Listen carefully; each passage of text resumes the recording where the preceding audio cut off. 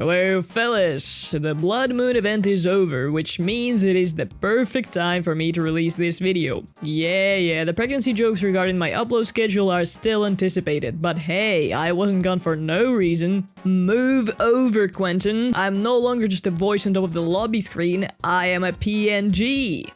Though I was kinda rude. Sorry, Quen, I'll move over. God damn it, he left. Now I gotta play Sable. So, the Blood Moon event, the gas station worker simulator that was introduced a year ago with wonderful spawn logic and lack of support for most of the meta killer perks. Mi bomba! It was a disaster. This year they tried to fix those issues by removing Haddonfield obviously, but I am still skeptical. Though today I am conducting an experiment to see if the event is killer or survivor sided. We play 3 games as survivor, 3 as killer, and then I will compare hook stages and escape rates between all 6 matches to make a statistic, and also record my own levels of cortisol throughout this journey. All of this followed by humorous commentary for your entertainment, of course. Don't forget to like this video, leave a comment because YouTube algorithm loves it, and we shall begin. In the first match, problems already started in the lobby when the 4 chosen ones to carry the canister duty looked more like your local crack abusers and distributors registry. I confirmed the theory of our collective brain cell counter being below room temperature when I immediately don't notice the obvious flashing screen and walk right into the Furry convention SKP. That offers me a game of catch, using a fire axe. My spinal cord severed and my neck inappropriately touched, I get hooked and witness how Michaela is trying to follow my example. Or not. Okay, maybe yes. Just as I look away to observe the servants filling up the royal bathtub, Michaela transitions from vertical state to horizontal, and now we have 2 bozos 2 steps away from meeting their godfathers. Thankfully, Sable gets me off and even heals me out thanks to Resurgence before Michaela gets put back into vertical state, so I get my well-deserved second chance at bunking the possessed fursuit with some wood. I would say if he actually wanted to chase me, but unfortunately we have to resort to the very entertaining gameplay of clicking M1 at a pump, walking, and clicking M1 near a generator. Very interesting. Getting a severe case of corn blindness, I almost catch an axe with my teeth, but thankfully this time I had enough brain cells to dodge. Thinking we were gonna get a nice chase, I was wrong, as our bunny is way more interested in putting his feet into a relaxing hot tub. As we fill set top to the brim, Michaela is kissing the ground for the 2nd time, and I am really worried that we'll not be able to heal out. But the killer was having a very interesting convo with Michaela apparently, giving us just enough time to bring Yui back to working conditions. But after that I made a horrible mistake of trying to fill up the main building's gen. After the first trip from the pump I realized that I lost much more mystery juice than usual, and at that rate I'll need 4 whole trips to fill it out. Realizing that even touching this gen in the first place was a horrible idea, just like my caffeine addiction, I was already in too deep. So I decided to finish it and record how much time it actually takes me. On my 3rd trip I decided to walk in order to avoid having to go to the gas station for the 4th time in one day, and as I'm finishing it, let's reveal the final number. This is how many seconds it took me. For reference, a normal gen without any perks involved takes about 90 seconds to complete alone, so my COP was in double negatives at this point. To make matters worse, Silly Willy decided to camp poor Yuri till the very end, and nothing good came out of my attempts to die in trade. Following frames make me question why I even bother to take Resurgence if 90% of the time my teammates are not going to look at the progress bar. And at that point I refused to move from my position out of pure spite. In the 2nd game we get the rare chance to meet an individual of endangered species, Bubius desoirus. Intoxicated with joy from such an opportunity, I almost cut our first chase short by running straight into a wall.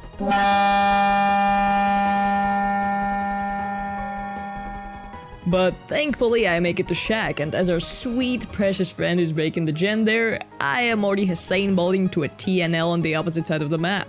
After a bit of chimpanzee gameplay,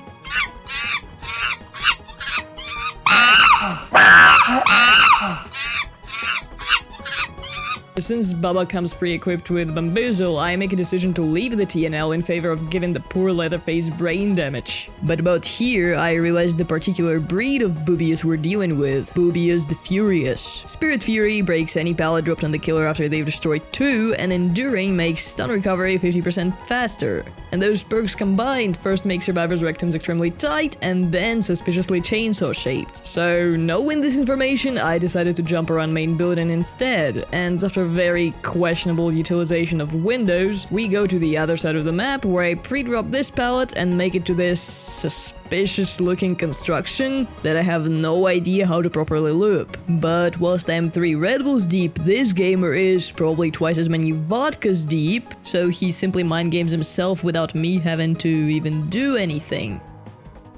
Hello everybody, my name is Markiplier. And after this very ambitious swing, I get to migrate back to the middle of the map. But maxing out boldness points in one chase started getting to me and creating brain farts, so instead of pre-dropping this pallet, I greed it and drop it onto the killer, even though I know he has Spirit Fury. My reward for this incredible move is a brand new crack in my skull, but the speed boost gets me enough distance to get to the opposite side of the map and almost complete the full circle around it. Oh my gosh. What do I do? Jake did not take a hit from me, but he's going to make up for it by shitting his pants. Can't blame him though, that's how 80% of my pallet saves go as well. By the way, only here on Hook, I realized that I equipped Balanced Landing before the match and completely forgot about it, despite main building of this map being the perfect place to use it. But that doesn't matter anymore, as it is my time to try on the shoes of a working bee while my sister in brain capacity shows off her looping skills. Here I am so happy to see her alive and almost well. But before I'm able to erase the almost part, Bubba remembers his masculine urge to harass a woman and gets back to chasing her. Sable goes down, but Rick, instead of waiting for Bubba to pick her up and then finishing the gen, decides to do it right in the killer's face and join the Kiss the Earth trend. Panicking because of this unpleasant situation, I end up walking out straight into the killer's face. This is it. The game is over. And all because of my stupid mistakes. Except this absolute gigachad of a gamer has speed limiter, and I'm not being sarcastic, playing with the speed limiter is the most boss move a DBD player can make. Still in shock from what just happened, I barely pick Rick off the floor, and whilst Bubba is busy getting him back to his place, I get my sister off the hook.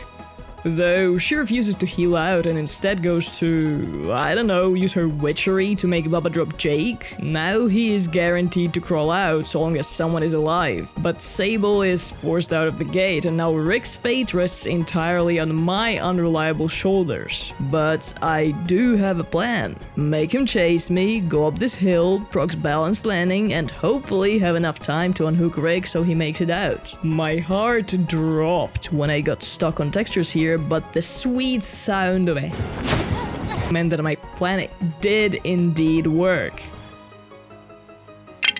Even the hatch spawned right here, but I wasn't close enough and Bubba didn't feel like letting me go, but it's okay because I had a very fun game. GG's. The final survivor match brought us to Garden of Joy. It must be a sign that it will be joyous.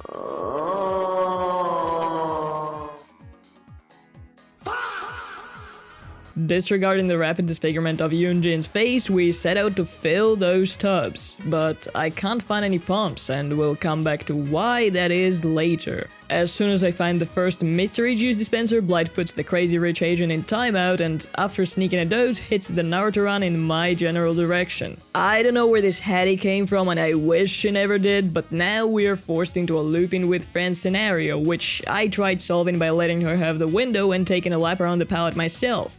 But I'm not ready to drop it yet, so we clench our butt cheeks and pray for finesse to carry. Whew. Blight wasn't very happy with what just happened, so he decided to dip and harass the ladies under the hook instead. Hattie and I couldn't even finish emptying our canisters as Claudette is already trying to merge with the ground, and Blight's pain resonance doesn't make this situation any better.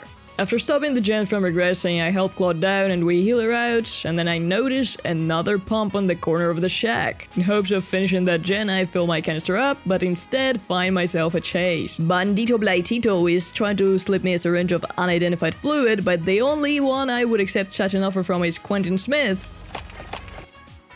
Do you want some? So I zoom around the shack with dramaturgy and smack him with a piece of wood in the head. Yep, that's right. 3 of the damn pumps are located around the shack, and there are a total of 4 by the way, whilst blood gens are scattered around the map. In main building for example. But that's the least of my concerns right now, as this little fence does very little to protect me from the crackhead, and I get my first hit of the game. After running around this car as gracefully as seals performing a prenuptial dance,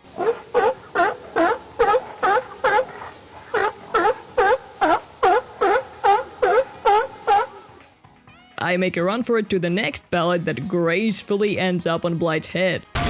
And afterwards I got very confused by this suspicious looking construction and decided to completely ignore its existence, which should have been my death sentence, but apparently Blight got some serious brain damage from all those pallets, which allows me to keep dropping even more on his splintered forehead. But all good things come to an end, and I make a chase and mistake in main building, with 4 generators still remaining after 2 minutes of running around circus style. Nothing interesting happens for the rest of the match. 2 of my teammates end up sent straight to a meeting room with all their distant family members, but Blight happens to notice me right before sending Hattie off there with them. After a short chase, I follow the same fate as the rest of my team, and that concludes our survivor matches for today.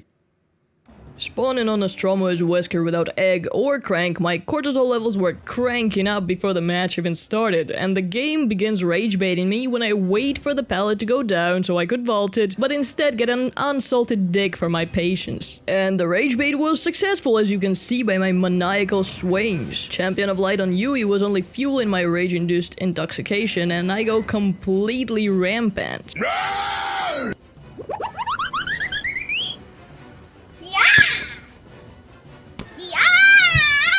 After this Vittorio impertinently finishes the gen right in front of me and smacks me with a pallet, as a proper raging bull, I forget all my business and go after him. But Vittorio apparently started playing with his feet or gave the controls to his 5-year-old sister after seeing my gameplay, because he just runs straight into me, granting me my first hit of the game. And shortly after, at 3 generators, I finally get to slam those cheeks. Apparently I slammed too hard as he insta-DC'd. Yui got greedy for their 3rd gen and gave me a second down, so about here I took a breath and locked in, because the match started looking salvageable. After putting up the decorations, I tactically retreat in order to gain undetectable from unforeseen, and it pays off as the girlies are healing under the hook and I get a very easy down on Hattie. Excuse me, I get rage baited by the game itself once again, but the delay in Hattie's mandatory inspection of the floors was negligible. And my alien instinct procs on Yui. Here it is, my chance for the sweet payback, except she still absolutely dunks on me and I just run away in shame at some point. However, I accidentally run into Hattie, and after these incredible plays from her, my will to live exponentially grows. And then plummets back because what do you mean this was not a slam? I literally slammed into her with my entire body.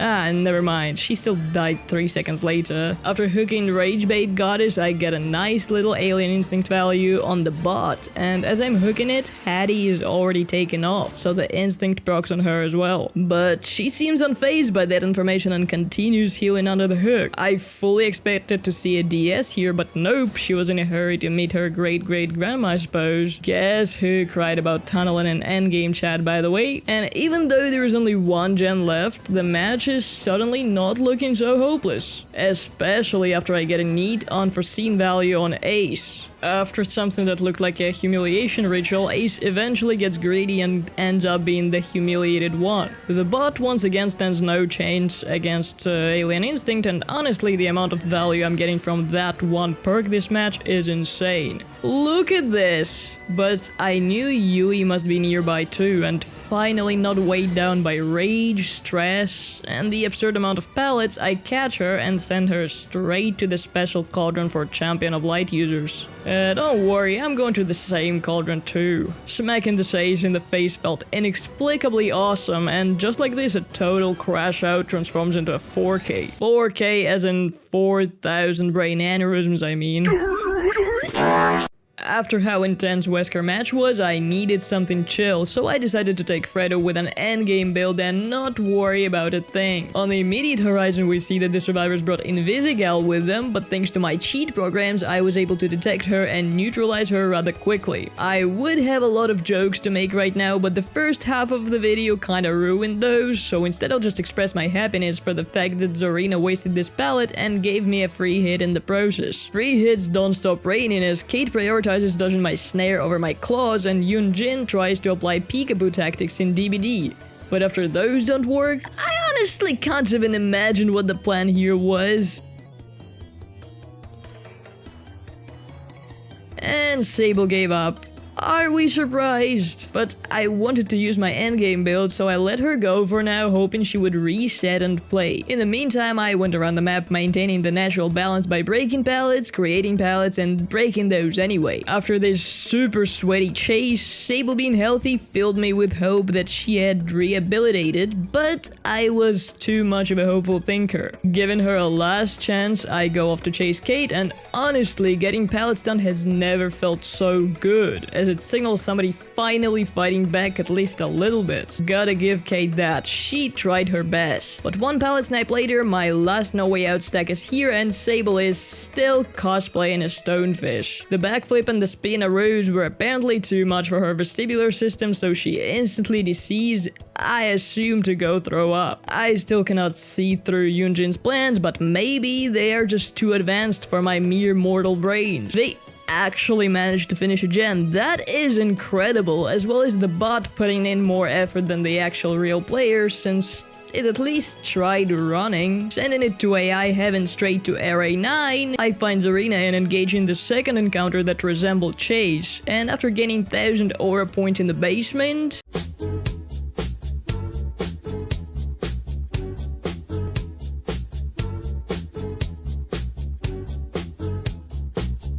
I find Kate, who very pleasantly surprised me with a neat dead hard. That was music to my ears. Yunjin has tried multiple strategies. If I can see them, they can't see me. To confuse your enemy, you must confuse yourself. Me go bush, me crouch. And when all else failed, she resorted to the strongest of them all, to love your enemy. I almost felt bad enough to let her go. Almost. With only 2 of them remaining after the masterful dead hard from Kate, I tried to let them finish gens so I could reveal my build and be super evil, but it was taking painfully long, so I settled at stealing an emo girl's heart and going next. And for the last match, I decided to play Basement Trapper just for funsies. I set up traps at Shack, and as soon as Cheryl touched them and got injured, I chased her down, sealed the basement back, got this funny symphony moment, but I do not care about gens. I am waiting for my prey to go into the basement. And prey did indeed come to me. With 2 Cheryls in the basement, this shouldn't be losable, but you underestimate my abilities to sell the best positions possible. Though the first Cheryl gets to unhook herself because of the anti-camp, and as Jill slips into the basement to get the unhook, surely she never makes it out. Well, no, actually I put my trap too close to the pellets, so they all ran away. But Cheryl returned to fiddle with my traps, and for that she goes back into the basement to babysit the 12 kids that are... But I didn't want to camp the basement like complete scum, so I followed Jill here and didn't get a hit, but some burglars sounded the alarm in my house, so I must return immediately. Having both Cheryls down when both of them are death hook surely cannot be losable anymore. Well, think again. I was panicking and didn't think to check for the beaming enthusiast, so one Cheryl gets away. And the second shell is under a pallet, so it's virtually impossible for me to pick her up with this swarm of mosquitoes around. I choose to let them pick Cheryl up and settle on getting Jill back into the basement, already dying inside from such generational fumble. At the end of the day, Basement Trapper did not claim any souls and the children are still unsupervised, but this Cheryl was playing with fire too much instead of just leaving while she had the chance, so I get at least one kill to drown my sorrows in. And with this being said, we are nearing the conclusion where I should determine for myself if the game is killer or survivor sided. But well, there will be no statistic I mentioned in the intro. Yeah, I lied because it's useless. And the answer is much easier. The game is RNG sided. Stop counting wins and losses and escapes and hooks. That is not the point. If you had a fun chase or a silly moment to share with the killer or survivor you were up against, you already won. You enjoyed the game, and that's the only thing that matters. You watched this video and I assume you enjoyed it since you're still watching it. And did your experience get ruined because you didn't get to see some stupid statistic at the end? No, because it's the watching experience that matters, not the end result. Okay, that's enough motivational speeches from me for today. I hope the video was funsies and have a good day!